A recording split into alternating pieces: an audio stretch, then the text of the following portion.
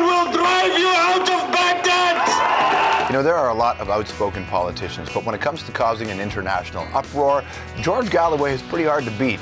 George is a British MP from Dundee, Scotland, former factory worker, was elected as a member of the Labour Party back in 1987, and it wasn't too long before he was causing a stir. George was a vocal opponent of the 1991 Gulf War and the economic sanctions against Iraq.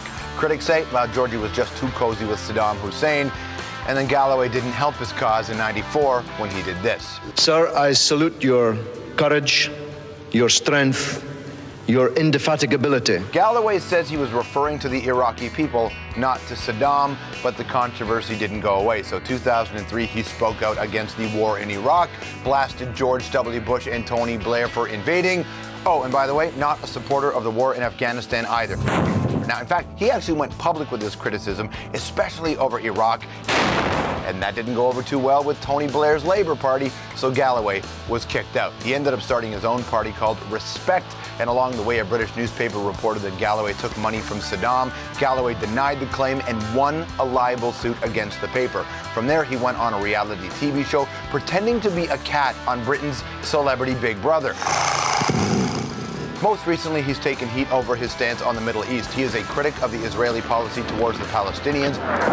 He is a supporter of the Palestinian cause, and earlier this month, he went to Gaza, and he says it was to give donations to Palestinians. Others claim he was offering financial support to Hamas.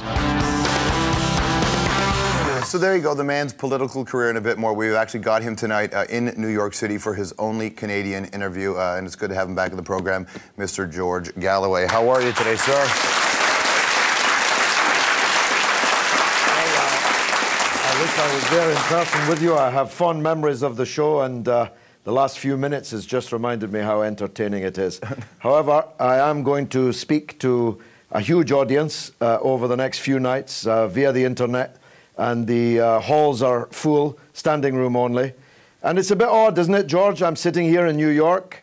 I've heard of being more royal than the king, even more Catholic than the Pope, but your government seems more concerned with national security issues than the United States of America. That's a bit of an odd state of affairs, no? It certainly is. Were you surprised by the court's decision today? No, not by the court's decision. That's just the first step. We won, actually, an important question in the court today, and that will stand us in good stead in the judicial review that we're embarked upon. But I was extremely surprised by the government's decision to ban me. As I say, I'm in the middle of an enormously successful tour of 12, 13 US cities. I sit in the British Parliament. I've been elected 5 times, 23 years. If I was a terrorist or a security risk, you'd think either the Speaker of the House of Commons or the Homeland Security Division of the United States would have noticed. So why do you think you were banned then? We've heard the government side. Why do you think it is that you are not allowed into this country?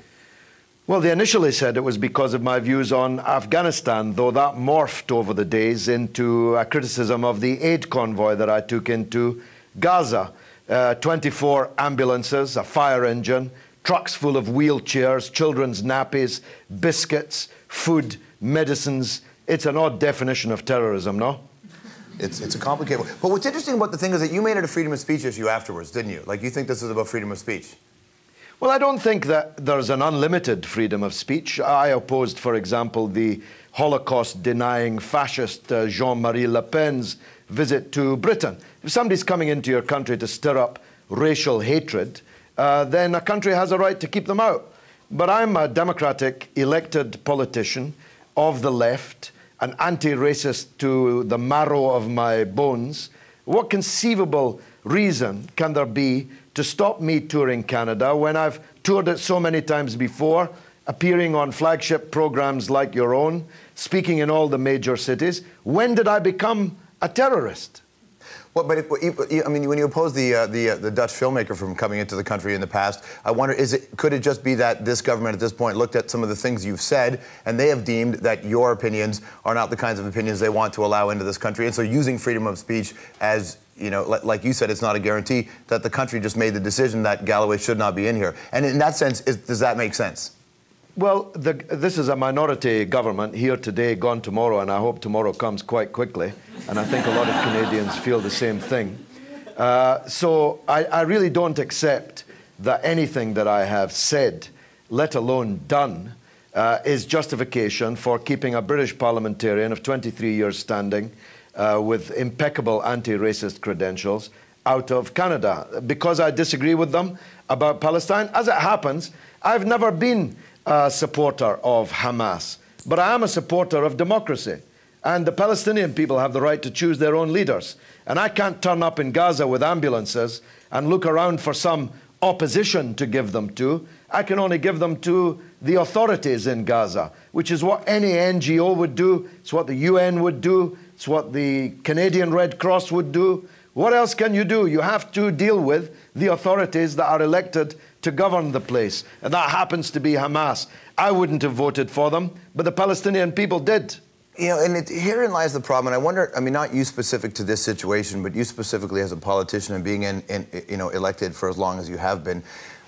This seems to be the challenge of trying to get anywhere with the discussion of the Palestinian situation with the Israelis, is that it seems like, I mean, I was reading on the blog post when you were banned, there was an enormous amount of people who were against the ban. There were an enormous amount of people who were. The rhetoric ranged from this is a savior of free speech to the JDL should just have a sniper take him out. Like it was that insane, the level of discourse surrounding you being banned. And I sort of wondered, in the bigger picture, how can any politician ever get anything done as it relates to the Middle East, just recognizing the first three layers of the conversation are always seemingly hysteria? Well, I think it has to be done from the outside, asking Israel to deal with this matters like asking a surgeon to operate on his own foot. It just isn't going to happen. It will have to be the international community, which, after all, gives Israel every cent, every bullet, every plane, every bomb that it drops on the Palestinians. The United States, where I'm sitting, in particular, is going to have to insist that some modicum of justice for the Palestinian people is afforded, or there's going to be no peace in that area. And if there's no peace there, there's going to be no peace anywhere in the world. It's Palestine and the double standards, the injustice that is poisoning the body politic in the Muslim world and driving some Muslims crazy, so crazy that they want to hurt us. And we have to try and drain that. But therein lies the rub. This becomes a circle. So I mean, the Israeli position, which is supported by lots of countries, is that they're just trying to protect themselves from what they view as an obvious threat. And it seems like no one can seem to get past the first couple layers of this conversation. Yeah, but as we've spoken about before, there is international legality. Palestine was a country that no longer exists. Its territory is illegally occupied by military force. The United Nations Security Council, and that includes Canada, demands that Israel withdraws from those territories occupied by force, which they've now held for 41 years, and set the Palestinian people free. These are facts. The Jewish Defense League, so-called, not very defensive, and certainly doesn't speak for most Jews that I know, is not prepared to accept that fact. But why should the Canadian government be led by such extremists? These people would be extreme in Israel, never mind in Canada. The vast majority of people in the world know that if there's no justice, there'll be no peace. And the Palestinian people are crying out for justice. And the more desperate we make them, the more desperate their actions will be. And that's why Hamas was elected, for example, because for 12 years, the Oslo Agreement, signed by President Arafat, wasn't implemented 1 centimeter, 1 iota, and the people despaired. And unless we give them something to hope for, that despair is going to multiply and deepen. And this kind of decision by the Canadian government, criminalizing the Palestinian cause, criminalizing a leading spokesman for their cause outside in the world, is not going to help. I don't know why the Canadian government wants to make Canada amongst the hated on the earth. Canada used to be loved in the world. It's had a great reputation. Why are you destroying it all? Well, I know for you that the Palestinian cause is not new for you. This is something you've been a part of for a long time. But as it relates to some of your views and opinions of the Muslim world, how much of them are your views, or the fact that you represent a place in East London where you have a very high Muslim population? How many of them are your views versus you representing your constituents' views? Well, that's not fair, George. I've only been an MP there for three and a half years. No, but that's what I'm talking about. The last 3.5 years, like how much, like when you're a politician, part of that is reflecting their views, right? But George, I've been a champion of the Palestinian cause for 35 years. For 18 years, I was a member of Parliament, more than 18 years, a member of Parliament for a constituency with no Muslims in it at all, none at all. It's really an unfair implication. I do what I do and say what I say because I believe it. You may not agree with me, but please believe that I sincerely believe it. No, granted, but I'm just saying as a person who if you're saying the last few years you're in a riding which has more Muslims, I guess you're learning more about some of their values, and I wonder how that makes its way into what you do, because part of your job as an MP is to reflect your values, but part of your job is also to reflect your constituents' values, and I'm wondering over the past few years how much other information you've been able to pick up that has changed something. Well, no, my values have been the same since I was 18 years old. So I didn't need to sit for 3.5, 4 years in a new constituency in East London to learn anything about the Muslim world. I've been involved in it the best years of my life.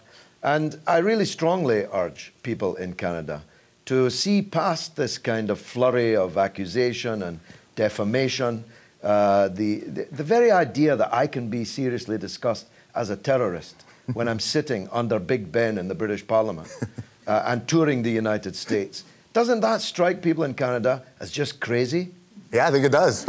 A lot of people. George, it's great to talk to you. Thanks for your time, man. Thanks, George. Appreciate that. Now, George Galloway plans to do his speaking tour via video link, so you'll be able to check him out. All right, lots more to come. We'll be right back.